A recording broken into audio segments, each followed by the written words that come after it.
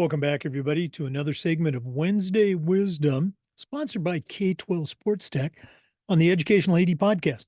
We'll be right back with today's Wednesday Wisdom guest, but as always, we want to give a shout out to our sponsors. Now, don't hit that fast forward button. These are all companies that I used as an athletic director. They're all great. I trust them. I want you to trust them too. So take the next 3 minutes, listen to these shout outs, then listen to our interview, and then go and visit these sponsors. I'm telling you, you're going to be glad you did. Here we go. We want to say thanks to K-12 Sports Tech for sponsoring Wednesday Wisdom. K-12 Sports Tech helps athletic directors and sport vendors connect through education and hands-on consulting services. Athletic directors are also invited to join the K-12 Sports Tech AD Think Tank and help influence how companies shape their tech to serve schools. To get started, all you have to do is go to k12sportstech.com. That's k12sportstech.com. We also want to say thank you to Huddle. As a football coach, I used Huddle for years, but when I became an athletic director, I made sure our school was a Huddle school. And our coaches just loved the tools that Huddle provided. Our kids loved the videos, and our parents loved the streaming, but there's a lot more. Go to huddle.com, join the 8 million users, and turn your school into a Huddle school. We also want to say thanks to Gipper. Go to Gipper.com. Their team will have you creating world-class content in seconds. Your kids are on social media, and if they're not seeing posts by you celebrating their accomplishments and promoting your team, you're really missing out. Go to Gipper.com to get started. We also want to say thank you to Home Campus. Home Campus is a platform you're going to use every single day, whether it's scheduling, posting rosters, scores. How about student athlete eligibility and clearance? Who doesn't do that every day? Home Campus does all of this and more, does them better, and it does it faster. To get started, just go to homecampus.com. That's it, homecampus.com. We'd like to thank Vital Signs Wall of Fame for their support. Are you looking for a really cool way to display your school record boards for all the teams, for all the events, or show off your school's Hall of Fame? Go to vitalsignswalloffame.com and take a look at their interactive touchscreen video consoles. They're also a great way to share your school's unique history and brag about your proudest moments. The website is vitalsignswalloffame.com. We'd like to thank Ohio University's online Masters in Athletic Administration. This is an affordable 20-month, totally online program that also allows you to complete 11 NIAAA leadership training courses while you're earning your master's. Now, I didn't get my master's from Ohio University, but my assistant athletic director did, and it was a great experience. For more information, just go to ohio.edu/info/MAA, the Ohio University Online Masters. We'd like to thank Sideline Interactive indoor score tables and video boards. Go to sidelineinteractive.com and you can schedule a live web demo to see their scoreboards and their score tables in action. Probably the best purchase I ever made was our Sideline Interactive indoor score table. Go to sidelineinteractive.com to find out all the great things that they can do for your program. That's sidelineinteractive.com.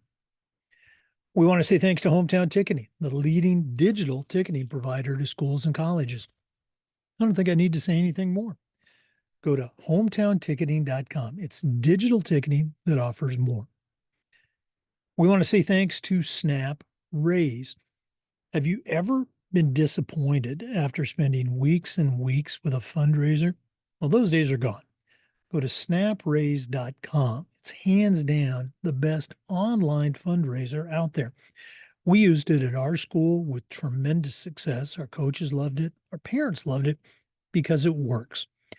Go to snapraise.com. You can check out their other great platforms, but if you're looking for a fundraiser, you just found it. snapraise.com. We also want to say thank you to Athletic Surveys by LifeTrack. You know, athletic directors already get feedback, but it's usually from a very small group that just wants to complain. Athletic surveys will connect you to that group, but they're also going to connect you to the 98% that supports your program. And that information is incredibly valuable, especially when you're sitting with that frustrated parent, or maybe your principal, or even your school board. Go to athleticsurveys.com. They're going to create a custom survey that lets you take the pulse of everybody in your program. That's athleticsurveys.com. Welcome back, everybody, to another segment of Wednesday Wisdom on the Educational AD Podcast. Our guest today is Allyson Apsey. Now, listeners of the show will remember that name. Allyson was on a while back for a full interview. She's a career educator, longtime principal, but so much more than that. She's an author. She's an in-demand speaker on a national level. She's also part of Creative Leadership Solutions. She's a consultant for leaders, for school districts, for principals, and we're very excited to have her with us today on Wednesday Wisdom. So, Allyson, welcome back to the Educational AD Podcast. Thank you so much for having me. You did a great job summarizing. It's so funny because I was actually thinking about, I was in Arizona working with a group of elementary educators last week, Friday, and I was sharing with them a story about a student, like one of my most challenging students who I learned so much from. And of course, when I share about students, I rename them so that, I'm not violating any ethics. And this particular student I renamed to Jake. So, I'm wondering, could it have been you? Well, you never know. I remember when I graduated from college, I became a substitute teacher, looking for that first job. And my best friend from high school also had gone that same route. We were at different colleges. We both show up at our old high school to substitute. And we walk in at lunchtime, we walk into the old teachers lounge, and here are all of our old teachers, all of our old coaches turn around, and one of them goes, "You guys became teachers?" It could have been, but that was a long time ago. Allyson, you and I were talking, I think an area where it shouldn't be this way, but I think too often it is. It can be a stumbling block for athletic directors, both young and old. What are some tips that you can share with our listeners for avoiding, let's say, getting off to a less than stellar relationship with your principal? What are some good, I don't want to say do's and don'ts, but what are some best practices that you've seen from the principal's point of view on working with an athletic director? Yeah, and it's kind of ironic that it's Wednesday Wisdom because I learned all of these lessons through mistakes that I've made, right? So, but I think athletic directors are underestimated in many areas. And one area is that they are the face of the school to so much of the community. And so a don't is don't underestimate the power of the connections that the athletic directors have with schools, with community members, and they represent the school in so many aspects. And in those aspects, really, they are the person. Like it's not like the principal is always standing right next to the athletic director. Like they're turning to the athletic director to answer questions. And I think we underestimate how important it is to have not only solid communication between administration and athletics, but also a shared set of beliefs. So one of the things that I get to work with educational leaders all the time, and one of the things that we talk about is transformational leadership on the part of athletic directors, on the part of administrators, takes shared beliefs coupled with solid processes and practices. We have to have both. And often I think the athletic director is thinking, okay, I gotta fight for my athletes, I gotta fight for my coaches, I gotta, and so like then it becomes source of conflict with administration. And administration is like, I got to fight for academics. I got to fight for, putting learning first ahead of athletics. And really, it's so important to sit down, administrators, athletic directors, and talk about what do we believe? What do we believe in? What comes first? What are our priorities? How do we make decisions for this organization? Because a school is an organization. And how do we work together as a team in order to move forward in that shared direction? So like that partnership, how can we partner together for the betterment of the whole school community in both the athletics and the academics programs? Well, you touched on so many important items there. An expression that I've heard used, I have adopted it like any good AD. I stole a great idea, but no, you're right. Athletics is sometimes referred to as the front porch of the school. Right, Yeah, wrong, good or bad, that's a fact. And ADs need to embrace that and understand and remember that it does have value. At the same time, it's a school and academics will always be first, as it should. So, to your next point, make sure that whether it's in the interview, which hopefully it was covered, but ongoing, make sure that you as an AD are communicating, hey, how can I help you as the principal? How can I help, you do, your job? How can I keep, I always use the expression, how can I keep problems off your table? Okay, that's my yeah, job as an AD. And if you do that as an athletic director, that's where that collaboration, that partnership comes in, where the principal is going to say, hey, athletics is the front porch of the school. How can I help the athletic director? absolutely. In your experience as a building principal, we always talk about sharing best practices. Um, what are some things that you did as a leader or that you've heard from other principals that they did to, let's say, maximize that collaboration and teamwork and communication and all those things that we talked about? Yeah. So just being physically present together. And I just think, because I look at this from the principal lens, and every relationship is reciprocal. Like it's not going to work unless we're both trying to make it work. So one of the things that I think about is whenever you, like, once a day, a check-in, like how's it going? What's top of mind for you right now? How can I support you? And I'm looking at that from the principal lens. And I mean, how awesome would it be for an AD to see a principal and say, hey, what's top of mind right now? Like, how can I support you? And just that ongoing, consistent, frequent communication is so important. And coupling that with, let's sit down at a table together once a week. Give me 15 minutes, give me 30 minutes. Let's sit down at the table and look at what events are coming up next week, what big events we're planning for coming up in the near future. Like if we look at, 3 to 6 months in advance, just dedicating that time and being really intentional with the time that you are together. No, absolutely. And that's something that over my career I learned the value of, we'd send out a weekly on Sunday night, I'd send it out.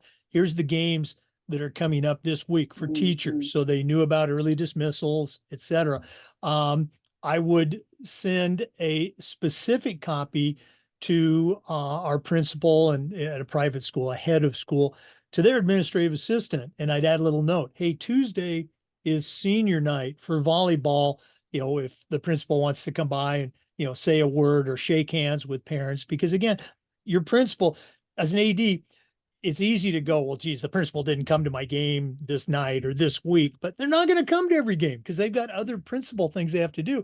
But if you can give them Sure. those special moments where they can, be seen, it just adds more to your program. And like you said, I learned how to do that. Let's say over time. I don't know if it's the hard way, but I learned how to do that. Absolutely, yes. And principals do appreciate so much that, like, little heads up, and that in kind of like that invitation, like, we want you here. And I remember my athletic director would be like, okay, Allyson, just do your normal thing. That's all we need. Like, don't prepare a big speech, just come in and welcome everybody, do your normal thing, and we'll be just fine. And that was like, okay, yeah, absolutely, I can swing in for, half an hour, 15 minutes, and do that. But I think the key is, once we have that shared set of beliefs, that we develop some communication processes that will help us to maintain that shared set of beliefs, because that can be broken really easily and really quickly when we stop communicating and we start making assumptions about each other and about the work that we're doing. So it is so important to have that ongoing and frequent communication. Now, everybody's different. Every school, every principal, every AD is different. What sort of frequency did you like to meet with your athletic directors or your other department heads? Was it a standing appointment? I know you mentioned just hey, can we meet? We just dropped in, but what what worked for you in your school settings?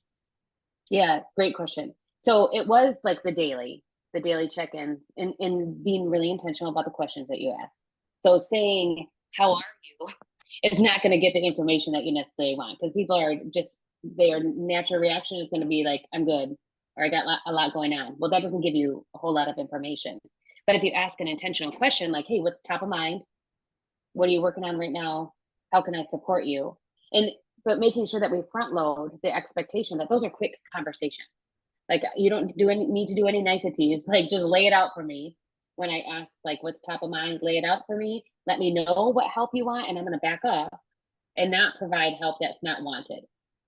And then in addition to that, so that's almost daily, you know, every weekday. And in addition to that, scheduling, I did get to the point in my relationship with ADs that, it was like once every 2 weeks that we sat down for about a half an hour. I even had one AD where we were just like it was a smooth running machine. And like, we got to the point where we really didn't even have to have scheduled meetings, because we just knew each other's schedule so well that it just happened naturally that we did those like forward thinking meetings. But until you develop a relationship that gets to that point, it is really important to schedule it out. I would recommend in the beginning of the year, especially once a week, and then, just seeing what the need is from there. Yeah, that relationship that you talked about, it was a relationship that you had built with that athletic director. It wasn't that way right out of the chute. So yeah, I think those are the best examples, but it's a result, it's an end game, but it's going to continue to get better. It doesn't happen that way right out. Um, Here's a question for you. I know I'm putting you on the spot. I'm much older than you are. And when I was in junior high and high school, our coaches were also our teachers. And I know over the years, we've gotten away from that to a degree. I was very fortunate at my school, as a private school.